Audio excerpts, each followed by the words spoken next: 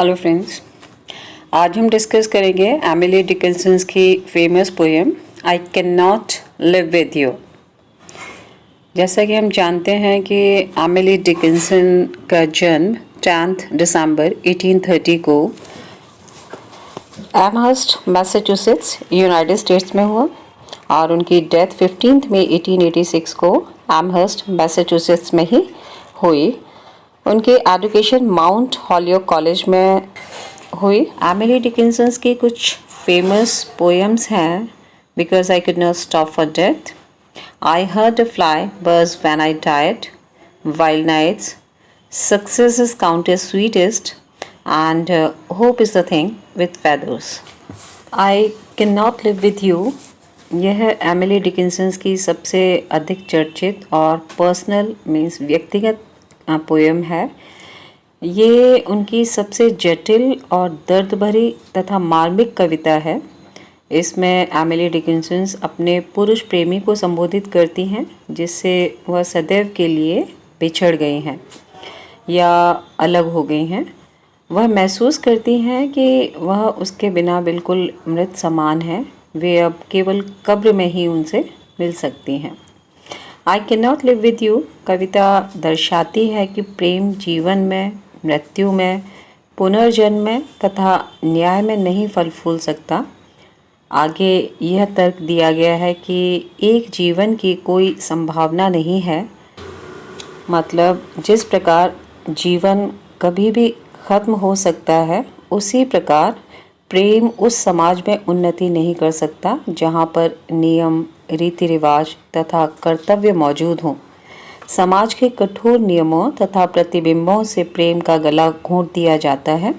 प्रेम जीते जी भी और मृत्यु के पश्चात भी अलग अलग ही रहते हैं, मतलब प्रेमी जीते जी भी और मृत्यु के पश्चात भी अलग अलग ही रहते हैं। इसीलिए उनके लिए संसार में कुछ भी नहीं है, बस अपना अपना जीवन जुदाई में ही जीते हैं। प्रेमी अपना अपना जीवन जुदाई में ही जीते हैं। प्रेमी आखिरकार अपने आशाहीन भाग्य को स्वीकार कर लेते हैं। Now let's start the poem. I can not live with you, it would be life and life is over there behind the shelf. इन लाइन्स में एमिली डिकिंसन बोलती हैं कि I can not live with you, अपने प्रेमी से बोलती हैं कि मैं तुम्हारे साथ नहीं रह सकती। इट वुड बी लाइफ, वो जीवन तो होगा, अगर मैं तुम्हारे साथ रहूँगी तो वो जीवन तो होगा। And life is over there, लेकिन अगर हम मिल गए, अगर हम साथ रहे तो लाइफ वहीं ख़त्म हो जाएगी behind the shelf. Behind the shelf means जैसे शेल्फ में रखी हुई चीज़ें एक के बाद एक पीछे चली जाती हैं और उनका अस्तित्व, उनकी इम्पोर्टेंस ख़त्म हो जाती है, उसी तरह से हमारी भी हो जाएगी। ये अपने आप में एक आश्चर्य की बात है कि पोएटिस खुद जानती हैं और लाइन में बोलती भी हैं कि it would be a life, वो एक जीवन होगा, एक ज़िंदगी होगी, लेकिन फिर भी वो अपने प्रेमी के साथ नहीं रहना चाहती।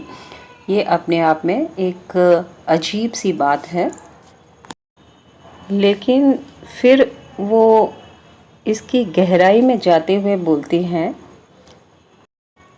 कि अगर वो अपनी प्रेमी के साथ रहती हैं तो लाइफ इज़ ओवर देयर, ज़िंदगी वहीं ख़त्म हो जाएगी। It is almost as if the speaker does not believe herself to have access to life. Now let's see the second stanza of the poem. The sexton keeps the key to putting up our life his porcelain like a cup. सबसे पहले Sexton का मतलब देखते हैं। Sexton church yard means कब्र का रखवाली करने वाला, कब्र को खोदने वाला और चर्च के काम करने वाले व्यक्ति को बोलते हैं। ऐसा माना जाता है पुराने समय में जब किसी व्यक्ति को दफनाया जाता था तो उसके ऊपर एक, उसकी कब्र पर उसके कॉफिन के ऊपर एक घंटी लगा दी जाती थी ताकि अगर कोई व्यक्ति जीवित है और गलती से उसको दफना दिया गया है तो वो उस घंटी को बजा के आगाह कर दे और सेक्सटन उस घंटी की आवाज़ सुनकर उस व्यक्ति को कब्र से निकाल लेता था। तो यहाँ पर सेक्सटन का अभिप्राय इस व्यक्ति से है। अब हम पोर्सिलेन का मतलब देखते हैं। पोर्सिलेन चाइनीज़ मिट्टी, चाइना क्ले को बोलते हैं, जिससे बहुत ही सॉफ्ट एंड डेलिकेट बर्तन बनाए जाते हैं, चाइनीज़ कप, ग्लासेस एट्सेट्रा। अब इस स्टैंजा को समझते हैं। इन लाइन्स में पोएटिस बोलती हैं कि जिस तरह से सेक्सटन कब्र में जो व्यक्ति होता है उसकी निगरानी करता है, रखवाली करता है और उसके ताबूत की चाबी उसके हाथ में होती है और जिस पर घंटी वो लगाता है ताकि अगर वो ज़िंदा है व्यक्ति तो अलर्ट कर दे और सेक्सटन उसको बाहर निकाल दे। लेकिन उस ताबूत की चाबी जिसमें वो आदमी दफन होता है वो सेक्सटन के ही पास होती है। तो इसी तरह से पोएटिस बोलती हैं कि प्रेमी के बिना उनकी ज़िंदगी नहीं है, वो वैसे ही मृत समान है।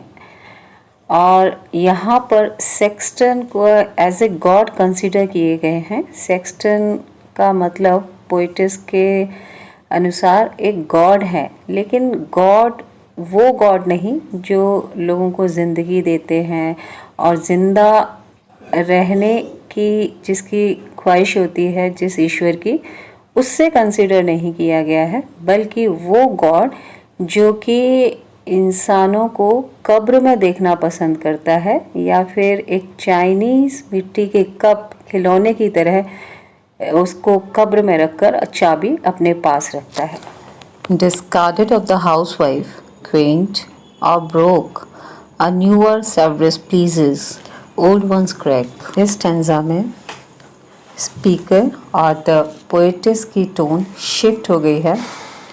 अब यहाँ सेक्सटन की जगह हाउसवाइफ ने ले ली है और पोर्सिलेन कप जो कि डेकोरेटिव पीस था प्रीवियस स्टैंजा में, जिसे सेक्सटन संभाल के अपने कॉफिन में रख के चाबी अपने पास रखता था, ताला लगा के रखता था, अब यहाँ पर हाउसवाइफ उस पोर्सिलेन कप को डिस्कार्डेड या फिर टूटा हुआ समझकर हटा देती है, आउटडेटेड समझ के हटा देती है और उसकी जगह नए पीस को लेकर आती है जो कि लेटेस्ट है।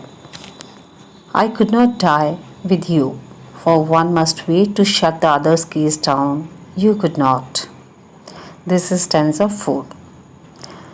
हमने देखा कि प्रीवियस 3 स्टैंजाज में पोएटिस और the speaker of the poem अपने बिलव्ड के साथ शादी करके नहीं रहना चाहती, शादी के बंधन में नहीं बंधना चाहती, लेकिन इस स्टैंजा में वो उसके साथ मरना भी नहीं चाहती।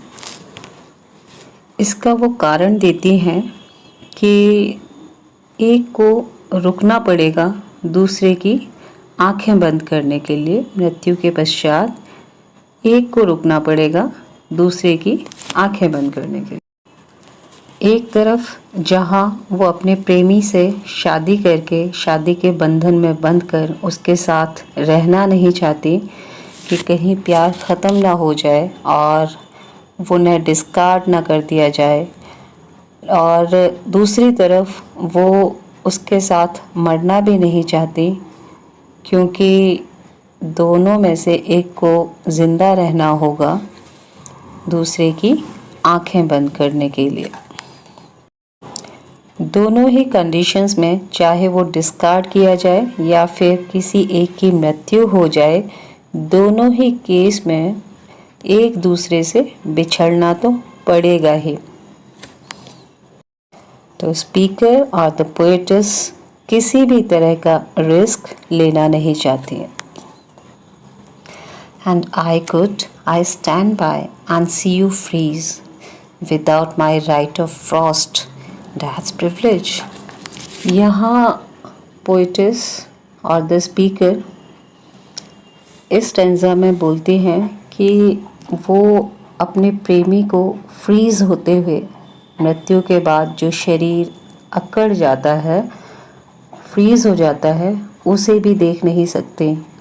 हालांकि वो मर सकती हैं, लेकिन वो जानती हैं कि उन्हें ये प्रिविलेज क्या मिलेगा, शायद नहीं।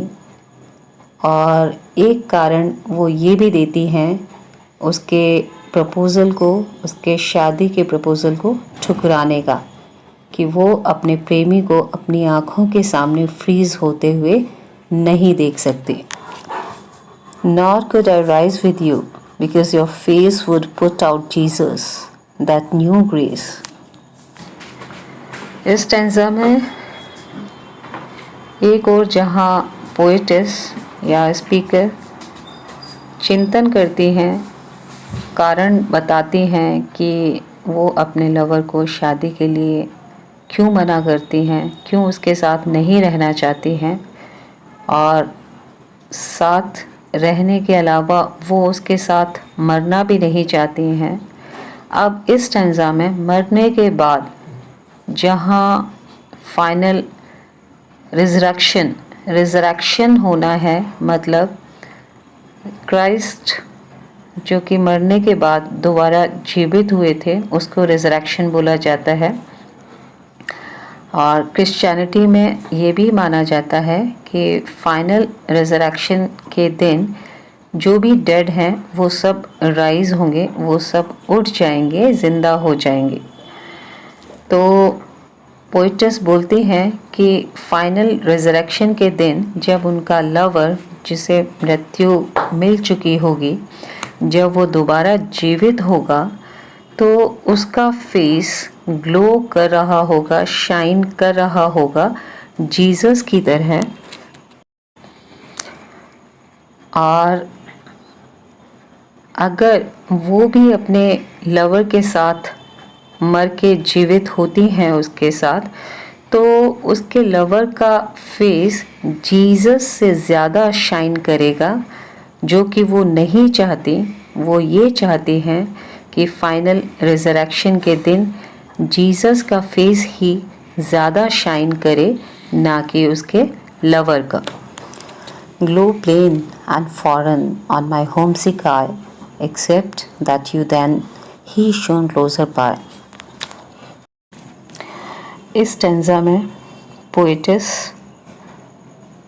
हेवन में जो कि उसके लवर का चेहरा जीसस के समान ही चमकदार होगा, उसकी व्याख्या करती हैं, लेकिन साथ ही साथ वो पृथ्वी को और पृथ्वी पे अपने प्यार को नहीं भूल सकती, जिसको होमसिक आई बोला गया है। और गॉड की ही तरह लवर को भी वो देखती हैं, लेकिन हेवन में जो चेहरे पे जीसस की तरह अपने लवर के चेहरे पे जो चमक देख रही हैं, वो उनके लिए बिल्कुल अनजान, जिसको फॉरेन बोला गया है, बिल्कुल अनजान, बिल्कुल अलग है, जिसको वो महसूस नहीं करना चाहती। और एक ये कारण भी वो बताती हैं जिस वजह से वो लवर के मैरिज प्रपोज़ल को ठुकरा देती हैं या ठुकराना चाहती हैं। They would judge us how for you served heaven, you know, or sought to, I could not. इस स्टैंजा में एक और कारण बताते हुए पोएटिस बोलती हैं कि वो जानती हैं कि उनका लवर हेवन में गॉड की सेवा करेगा, जो कि वो नहीं कर सकती अपने लवर की तरह। और इस वजह से जो गॉड है वो दोनों को जज करेगा और दोनों में फ़र्क करेगा, जो कि वो नहीं चाहती। Because you saturated sight and I had no more eyes for sordid excellence as paradise. Christianity में माना जाता है कि मनुष्य को ऐसे कर्म करने चाहिए जिससे उसको स्वर्ग की प्राप्ति हो। पोएटिस बोलती हैं कि उसके प्रेमी ने इस तरह के कर्म किए हैं, उसकी सैचुरेटेड आइज़ हैं। सैचुरेटेड आइज़ मीन्स जिसने स्वर्ग के पाने की इच्छा से ही कर्म किए हैं, लेकिन उनकी आइज़ इस तरह की नहीं है, उनको स्वर्ग में कोई दिलचस्पी नहीं है और इस वजह से दोनों एक दूसरे के विपरीत हैं, कवयित्री पोएटिस और उनका प्रेमी। इस वजह से भी वो उसके प्रपोज़ल को ठुकरा देना चाहती हैं। And were you lost, I would be, though my name rang loudest on the heavenly fame. Poet's यहाँ पर यह मानती हैं कि अगर उनका प्रेमी खो जाएगा तो वो भी खो जाएंगी और वो दोनों ही एक दूसरे का कुछ भी भला नहीं कर सकते। पोएटिस ये भी बोलती हैं कि अगर स्वर्ग में उनका नाम पुकारा भी जाएगा तब भी वो पलट कर कभी जवाब नहीं देंगी, उत्तर नहीं देंगी। और इस तरह से स्पीकर या पोएटिस हर वो आर्गुमेंट देती हैं जो कि रिफ्यूज़ कर सके, मना कर सके अपने लवर के प्रपोज़ल को। And were you saved and I condemned to be where you were not, that self were hell to me. Poet's बोलती हैं कि दोनों ही एक दूसरे के विरोधाभास हैं, उनका प्रेमी और वो, और इस वजह से उनके प्रेमी को जहाँ एक और स्वर्ग मिलेगा उन्हें सेव कर लिया जाएगा, लेकिन कवयित्री अपने आप को कहती हैं कि उनकी निंदा ही होगी और उन्हें हेल ही मिलेगा और फिर वो अलग अलग हो जाएंगे। इस तरह से वो एक और कारण बताती हैं प्रपोज़ल को ठुकराने का। So we must meet apart, you there, I here, with just the door ajar. The oceans are and prayer and that white sustenance disappear. इस लास्ट स्टैंजा में पोएट जहाँ एक और सभी कारणों को गिनवाने के बाद कि क्यों उन्हें एक साथ नहीं रहना चाहिए और शादी के बंधन में बंधना चाहिए, क्योंकि एक एक कारण बताता है कि उन्हें फाइनली अलग होना ही पड़ेगा। तो अंत में पोएटिस और द स्पीकर बोलती हैं कि इससे अच्छा होगा कि वो अलग ही रहें और उनके बीच में आधा खुला हुआ दरवाज़ा रहे। अजार मीन्स होता है आधा खुला हुआ दरवाज़ा, और जो उन दोनों के बीच में सेपरेशन की चीज़ें हैं वो है समुद्र और प्रार्थनाएं। यहाँ पर समुद्र और प्रार्थनाओं से मतलब है कवयित्री का अथाह प्रेम, उसका फेथ, ट्रस्ट, जो कि ओशन की तरह उनके बीच में बह रहा है, जिसकी वजह से उन दोनों के बीच में सेपरेशन है। और इन फीलिंग्स को पोएटिस वाइट सस्टेनेंस बताते हैं जो कि उसे निराशा की ओर लेकर जाती है। इस पोएम में इतना ही। अगर आप इस पोएम के poetic devices like figure of speeches और बाकी चीज़ों को जानना चाहते हैं, please write in comment box. और अगर आपको ये वीडियो यूज़फुल लगा हो तो please subscribe my channel and like my videos. और आपको जिस भी टॉपिक पर वीडियो पसंद है या चाहिए तो आप कमेंट बॉक्स में लिख सकते हैं। That's all for today. Thank you and have a great day.